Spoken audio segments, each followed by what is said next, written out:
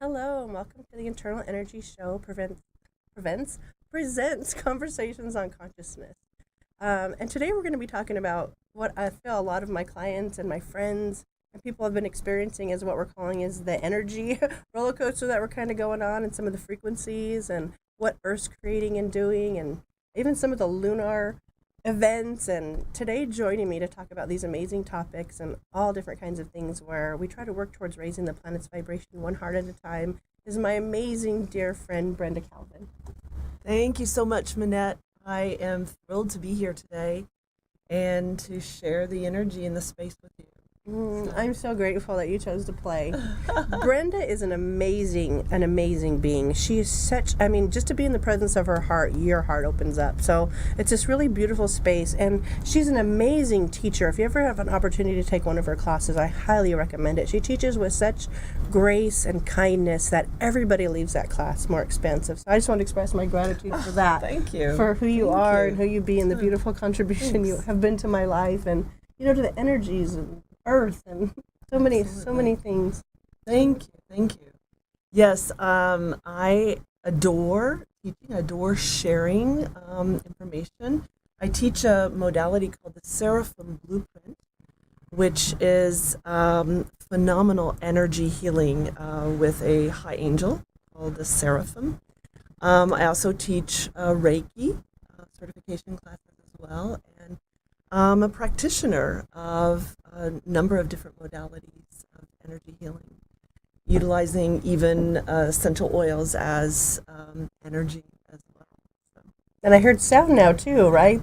Yes, tuning forks, the tuning forks and color lights, and so it's expanding itself. I love it. I am a listener, and so it has a life of its own. It's taking off on its own. It's so amazing how that happens, and that's how it was for me, because on Facebook I'm the Internal Energist, and that's kind of how this show got started, as Internal Energies, because I realized everything is energy, and so much of our life or what we're going through or what our experiences at the moment comes from inside of us. So what are we choosing? What are we creating? What energies, thoughts, feelings, or emotions are either creating for us or keeping us stuck?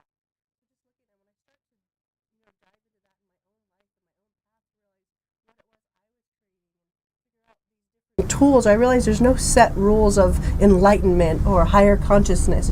There's no rules, there's just tools. So taking these different classes and meeting these different amazing people in my life has really expanded me to find tools that have worked for me to create ease and joy and gratitude and abundance and love in my life. So thank you. And you have certainly done that. So it's beautiful to watch.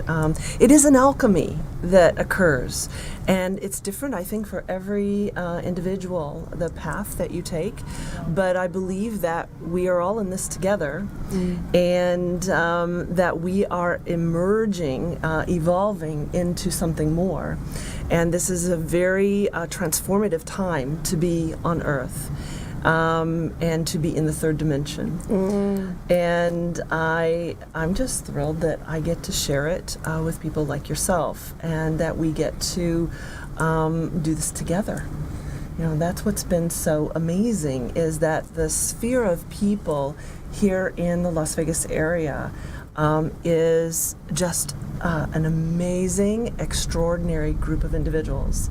And we are moving in directions that never have expected. But I adore and love every minute of it. I do too, and I heard people out there say Las Vegas.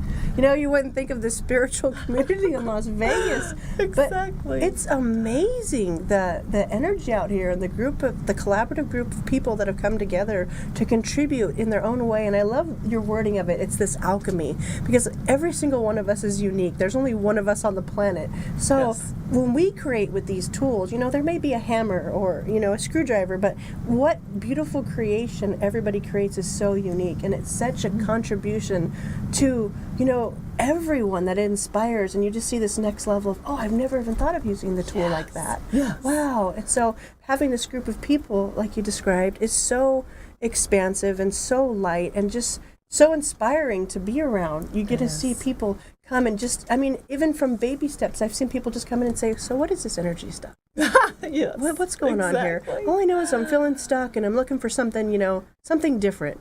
Yeah. And then to watch someone step in and take their first Reiki class or go to a first healing circle, or even just to start to say, so what is it I'm choosing? What else is possible for me? Just to start to ask those questions, because sometimes we get so stuck so stuck on looking for answers.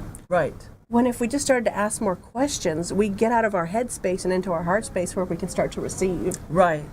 And Manette, I have found that, the vibration of a question is completely different than the vibration of an answer. Mm-hmm. And so sometimes it's asking the question and then going on about your daily activities and allowing the answer to drop in, sort of a drop in to your consciousness, to your awareness. And that often happens to me. And I'll just be doing something completely different, and all of a sudden, something comes in that I've been asking, and it's so beautiful, actually, when you realize that you are in cooperation with the universe, that you are a co-creator, and that we're all in this together. I love that so much. And I feel that same way. It is because the question empowers, and it's almost like the answer disempowers when you feel like you have to find it from right here. Yes. But when we're open up to receiving it from wherever the universe decides to show it from us, it's like those aha moments. It's so expansive. It's like, wow, I can try to find all of my answers right here and have the weight of everything on me, or I can open and ask a question and be willing to receive however it's going to show up. Exactly. And I often find that people, when they have a really pressing question, they tend to ask, and they ask, and they ask, and they ask. And this keeps them in the asking mode, in that vibration of the question. And so it's about just trusting, knowing the truth comes forward always. And so it's about asking and then allowing it to come to you. And the allowing phase, I think sometimes it's like if you turn a different direction or just go on about your daily activities, take a hike, go out for a walk in the sun, then you are relaxed enough where this just sort of comes to you. So beautifully, so easy, and so natural it is. And it could just be the scent of like an essential oil. Yes. It could be watching a child play. It could be, stopping to smell a rose. There's so many different things. Whatever's light and makes you feel light and starts to create that light in you is what truly works. Exactly. Because it's different for everybody. Exactly. and exploring that. I love that too, because being open to receive that answer. And sometimes it doesn't always show up the way you think it's going to show up. Isn't that the truth? Yes, sometimes it doesn't. So, when those things come and you're asking and something shows up, maybe ask the question, is this the change I've been looking for? Is this the change I've been looking for? So whenever you're ready for change, people start to learn different tools. What was one of the first tools you used when you started this path that was just that tool, that your go-to tool? Well, to just stop and to be still. Because I think sometimes, our world is so chaotic in many areas. Yes. And there's so much, even if you go into any restaurant or any place, there's usually a television on, and there's this noise that is constantly kind of in the background that we're selectively tuning out. But nonetheless, it's there, and it creates the chaos, creates that activity. And so if you can begin to calm yourself just by breathing, taking some deep breaths. I learned to meditate years ago with Deepak Chopra, and literally when there was just like 8 of us and Deepak Chopra in the room, long ago. And so I learned to just stop and sort of witness my breath, and then just not even a guided meditation, just witnessing my breath, and then beginning to bring in a mantra. And what's amazing about that is that you do receive answers sometimes, but it's not about looking for an answer. It's just about stilling yourself, calming yourself. And then whenever I come out of meditation, then it's almost like you've set a restart button.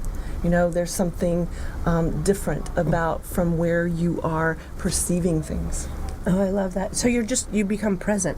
Totally. And it's so funny how much we don't realize. I mean, some people have kind of never been present. That I've had clients come in and then leave after a session and think, wow, this is the first time I feel like me. Yes. I feel present. Yes. Because that chaos it kind of causes, we have this frequency and energy vibration inside of us, and all that chaos kind of causes our frequencies to be a little off, our energy to be a little off, because it's interpreting so much, it's overwhelmed. Exactly. So when we tune that out and we just are present, I know for me it's the bars.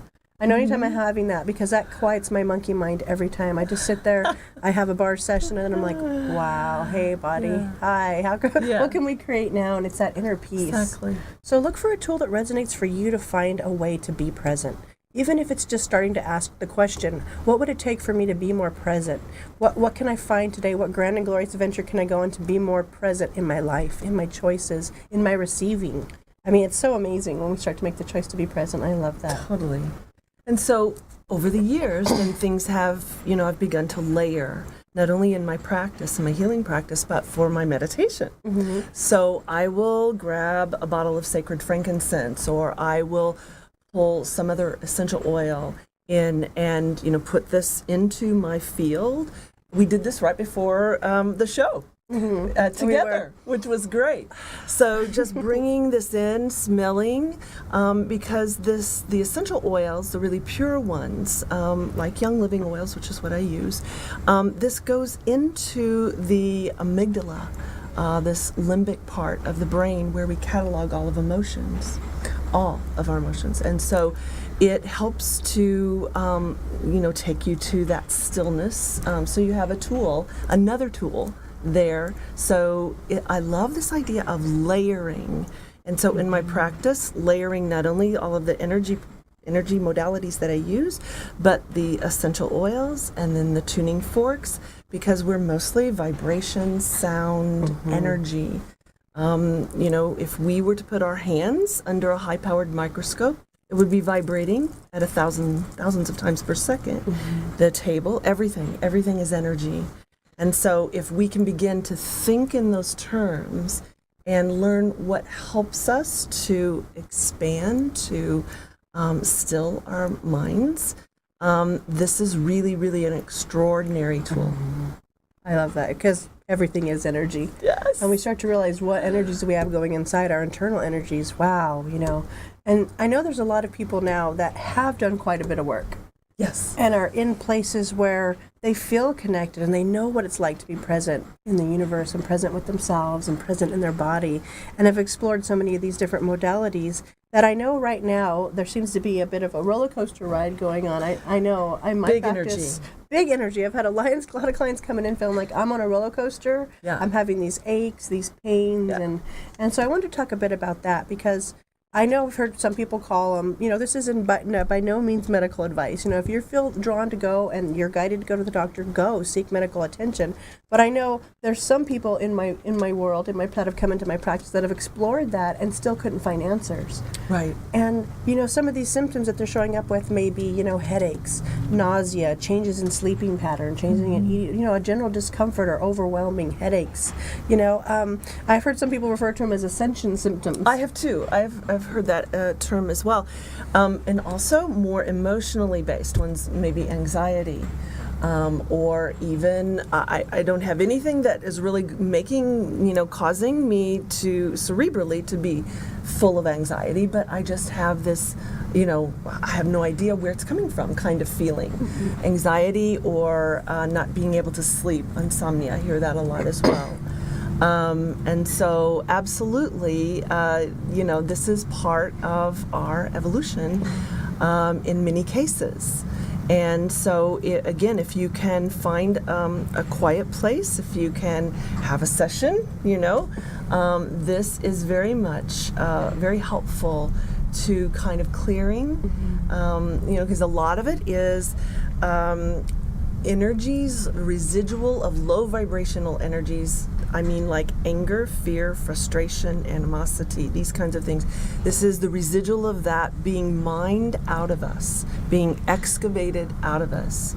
So this transformational energy that is coming to Earth right now is all about that. Because where we are moving to higher and higher dimensions, this lower energy will not be sustainable.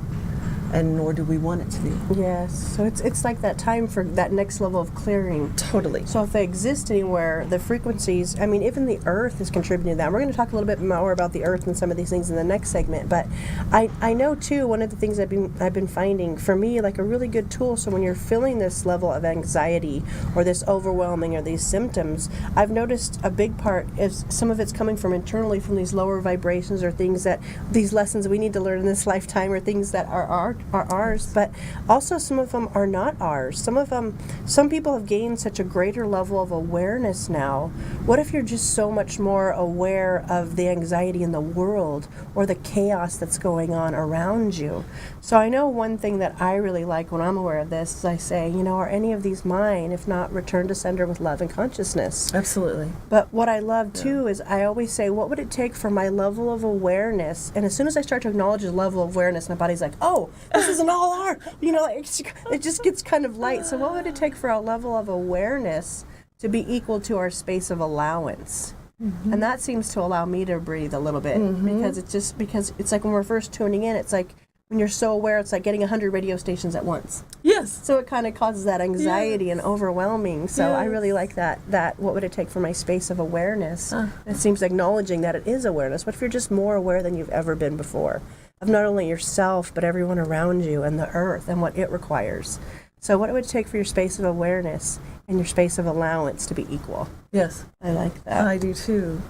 I studied under, one of my other modalities is Hawaiian energy healing, and I studied under 2 Hawaiian kahunas that are amazing.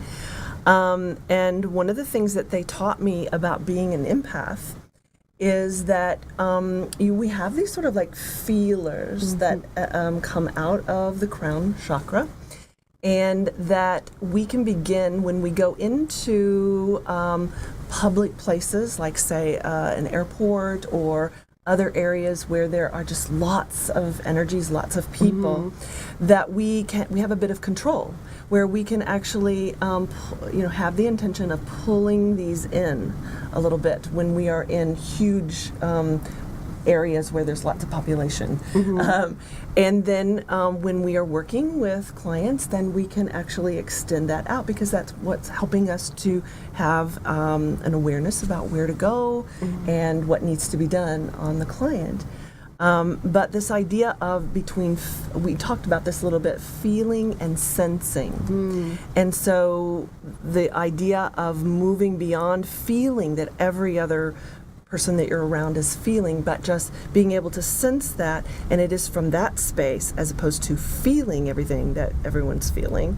It's from that place of sensing where we are able to be of service. And that's what I am, is I have put myself out there as I want to be of service to humanity. And how can I best serve? This is why I adore her, because for me it's the same thing. I ask, how can I be of contribution? Yes. How can I be of contribution and maintain my highest vibration with ease? And that feeling and sensing was such a key tool, because as an empath, and we're all empaths, and if you don't know what an empath is, it kind of means like you have this bandwidth, and you're very aware of other people's feelings. You sense them, and depending on the level, you can almost sense them as if they're your own. So that's the feeling we're talking about. If you're very, very sensitive to other people's, where you feel their anger as if they're own, and your body changes, and you can feel your shoulders get heavy and your breath stop, that's when you're feeling what's going on. But the difference between feeling and sensing is you're like, okay, that anger, where I used to feel it before in my body, I'm aware of that anger now, and I sense that there's anger there. Yes. That's an external thing, and we don't quite bring it internal to disrupt our energies, and that's such a phenomenal tool. And I know we're going to talk about a lot more tools when we get back, because we have quite a few. We'll see how many we can squeeze in the next 20-minute segment. But we're also going to be talking about the earth and what's going on with that, because it is this time of awakening. I mean, you can follow it through satellites. You can look at this data online that's being collected and created for us. But the earth is ready now. And whether she's changing it on her own or we're changing it as a people, there's theories there. But regardless, the energy is shifting, and she is contributing to our awakening, to our change in consciousness and this shift. So on the next segment, we're going to talk about more about the earth energies and tools to help maintain your frequency and highest vibration with ease. So can you let them know where they can reach you on Facebook? Yes, Brenda at brendacalvin.com. is my website, and I'm also on Facebook as well, of course. Fantastic. And I'm on Facebook as well, Minette Internal Energies. And my internet is internalenergies.com. And from there, I have other social media links. I'm learning. So stay tuned for the next segment.